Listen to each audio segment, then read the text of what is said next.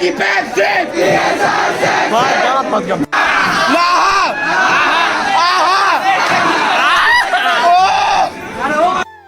तो गाइस इतना ज्यादा जोर जोर से चिल्ला रहा था ऐसा गला फंस किसी ने गया। कनेक्ट किया है किसी इसने। ये देखिए गाइस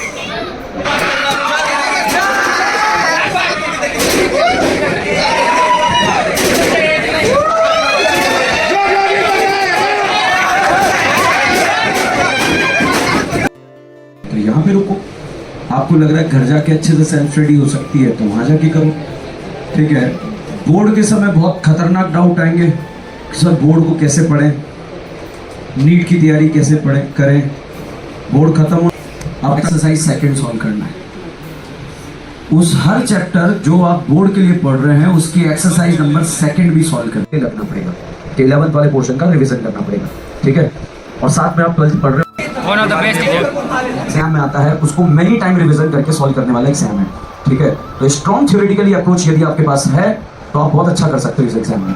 तो स्ट्रॉन्ग थ्योरेटिकली अप्रोच मतलब कॉन्सेप्चुअली और याद करने वाला पोर्शन सभी सब्जेक्ट में, फिजिक्स केमिस्ट्री बायोलॉजी में आपके बहुत मतलब आपकी स्ट्रेंथ होनी चाहिए, और वो स्ट्रेंथ बनती है नंबर ऑफ रिविजन से, ठीक है। अगले 2-3 दिन जो है यूँ समझिए कि कल सैटरडे का दिन, संडे का दिन, मंडे का दिन, 3 दिन ऑर्गेनिक केमिस्ट्री को टाइम दीजिए आप, ठीक है। ऑर्गेनिक केमिस्ट्री में की कॉन्सेप्ट हर चीज़ें जो है अच्छे से कवर कीजिए। मंडे तक आप डिसाइड कीजिए कि आपके जो है कुछ डाउट्स बने हैं, अगर 2, 3, 4, 5 डाउट है तो जो मैं डाउट काउंटर पे रहूँगा आके पूछ लें। मगर आपको लग रहा है कि आपके 10 से ज़्यादा डाउट बन गए या 20 से ज़्यादा डाउट बन गए या 25 डाउट बन गए सारे मिला के, तो फिर क्या करेंगे, आप एक स्लिप बनाएंगे, उसमें लिखेंगे question number page number, question number page number, question number page number, slip पे लिखा हुआ है, ठीक है। अब आप मेरे से टाइम ले लेना कि सर मुझे 30 मिनट का जरूरत पड़ेगा, आप जो है ये 30 क्वेश्चन मुझे डाउट में पूछना, हो सकता है 20, हो सकता है 30, हो सकता है 40, कुछ भी हो सकता है, ठीक है। तो पर्ची लेकर जो है अब मैं आपको पर्टिकुलर टाइम दूंगा, उस टाइम में जब आप मुझे पर्ची पकड़ा देंगे तो उस समय फिर मैं अदर स्टूडेंट को बोलूँगा भाई 30 मिनट बाद आना, पहले मैं इसको डाउट क्लियर कर दूँगा, ठीक है। तो 30 मिनट बाद फिर जो है 30 मिनट तक आपके वो 30 डाउट क्लियर हो जाएंगे। पर्ची बनाने से फायदा क्या होगा, पेज पलटने का लफड़ा खत्म, डायरेक्ट पेज नंबर पे जाके जो है चीज़ें फास्ट सॉल्व होने लग जाएगी। इसमें आपका भी टाइम सेव होगा, मेरा भी टाइम सेव होगा, ठीक है। मगर ये काम घर जाते ही डायरेक्ट क्वेश्चन सॉल्व नहीं करने, पहले थ्योरी बहुत अच्छे से क्लियर करनी है। और ये आएंगे आप मंगलवार के बाद, मतलब ट्यूसडे को, सैटरडे संडे मंडे, तीनों दिन अच्छे से जो है चीज़ों को रिवाइज कीजिए, ठीक है। ट्यूसडे से आपको डाउट या डाउट्स है, 50 भी डाउट है, घबराना मत, ठीक है, पूछ लेना, मगर टाइम लेके पर्ची बना के। आपको लग रहा है आप 2-3 स्टूडेंट्स हैं तो 2-3 मिलके जो है कि यार ये तीनों चीज़ें अपन सॉल्व करते हैं, फिर एक साथ चलते हैं डाउट पूछने के लिए। तो 3 स्टूडेंट अगर मान लीजिए एक ही मॉड्यूल के कॉन्सेप्ट पूछने जा रहे हैं तो तीनों अपनी अपनी पर्ची बना के पहुँच जाओ, ठीक है। तो उसमें 3 का फायदा हो जाएगा, ठीक है। और चीज़ें जो है टाइम भी बच जाएगा, आपका भी बचेगा, मेरा भी बचेगा, वो टाइम किसी दूसरे के काम आ जाएगा। तो आप ऐसे कर सकते हैं।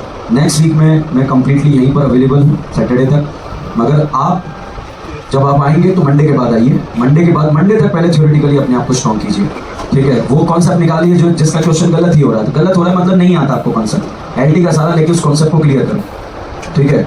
और उसके बाद जो है उसको कवर करने के बाद फिर मॉड्यूल सॉल्व करो, क्वेश्चन सॉल्व करो, ABCD सॉल्व करो। मतलब ABCD ऐसे होने चाहिए जैसे हेलो फॉर्म का जो बनता है ना प्रोडक्ट, ऐसे करके ऐसे जीसेल भी बनना है। SN1 के कंडीशन में टेम्परेचर हाई कर दिया जाए E1, और SN2 और E2 में स्टेरिक रिपल। इसके बाद आ जाते हैं विलियमसन। अगर मिथाइल और प्राइमरी ईथर में प्रायोरिटी ऐसे ही ऐसे सेम है, प्रायोरिटी का सीक्वेंस क्या है, एटॉमिक नंबर, नगला से हुआ नगला, नगला से हुआ राखी सावन में रिलेशन, राखी राखी सावन राखी रिलेशन, राखी राखी सावन सावन रिलेशन, सिलेक्शन या नंबरिंग। उसके बाद नेमिंग में सबसे पहले, उसके बाद बॉन्ड के बाद टर्म वो होगा जिसका प्रायोरिटी सबसे अच्छा। एल्डिहाइड का कॉमन नेम एल्डिहाइड, अमाइड का अमाइड, एसिड का ईस्टर का साइनाइड का कॉमन नेम में कार्बन के लिए फ्रॉम, 2 के लिए 3 के लिए प्रोपिन, 4 के लिए ब्यूटाइल, 5 के लिए 3 कार्बन 1 by 1 और कार्बोनाइड अमाइड बैंक खत्म, ठीक है।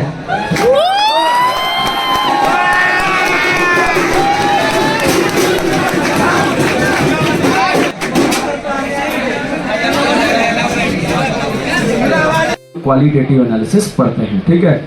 अब क्वालिटेटिव एनालिसिस के बारे में फर्स्ट बात करें, जैसे मान लीजिए कोई ऑर्गेनिक कंपाउंड है, उसमें कार्बन हाइड्रोजन